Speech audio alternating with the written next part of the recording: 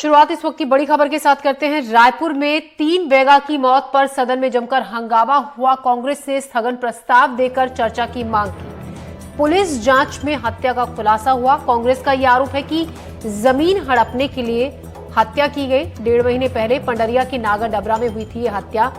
एक ही परिवार के लोगों को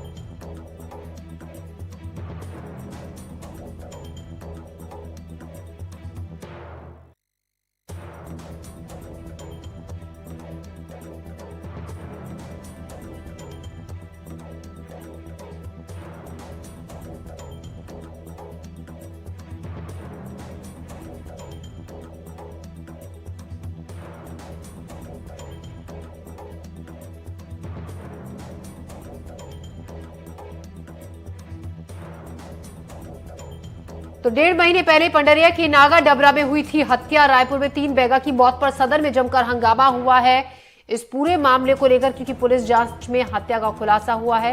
इस खबर पर ज्यादा जानकारी के साथ नीलेश त्रिपाठी हमारे संवाददाता हमारे साथ जुड़ रहे हैं। नीलेश, अब हंगामा इस मामले को लेकर काफी ज्यादा हो रहा है क्योंकि पुलिस जांच में हत्या का खुलासा हुआ है। देखिए, इस मामले में बात करें पिछले 2 दिन से कल और आज की बात करें, दोनों दिन कवर्धा के अलग अलग मामलों को लेकर लगातार संदर्भ में हंगामा हुआ। उस वक्त आज तो काफी आक्रामक मूड में नजर आया और इसमें खासकर उन्होंने स्थगन प्रस्ताव का मांग किया। यहाँ तक गृह मंत्री को इस्तीफा तक की मांग कर दी गई। मामला इसमें है कि जो 3 आदिवासियों की मौत हुई थी, बैगा आदिवासियों की, उस मामले में जो मुआवजा की राशि दी गई है उसकी व्यवस्था जो आपदा के तहत मुआवजा दी जाती है, प्राकृतिक आपदा के तहत, उसके तहत वो व्यवस्था की गई है। प्राकृतिक आपदा के तहत उसके तहत वो व्यवस्था की गई है, उसके तहत वो राशि दी गई थी। उस पर भी सवाल उठाया गया कि जब हत्या का मामला है तो आपदा के तहत मुआवजा राशि क्यों दी गई। विपक्ष का ये भी कहना है कि उस मामले में प्रशासन और पुलिस प्रशासन, जिला प्रशासन की बात कर लें, चाहे पुलिस प्रशासन, पूरा लापरवाही की, लीपापोती करने की कोशिश की, हत्या के मामले को दबाने की कोशिश की।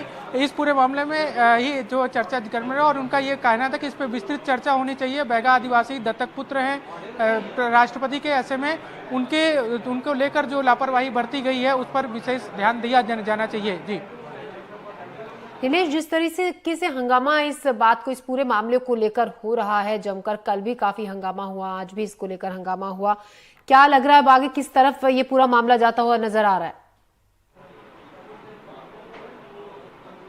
देखिए, एक तो लोकसभा चुनाव है सामने और उसके अलावा जो मामले जिस वर्ग से जुड़े हैं, आदिवासी वर्ग, वो छत्तीसगढ़ में काफ़ी बाहुल्य संख्या में आदिवासियों का प्रदेश ही कहा जाता है छत्तीसगढ़ को।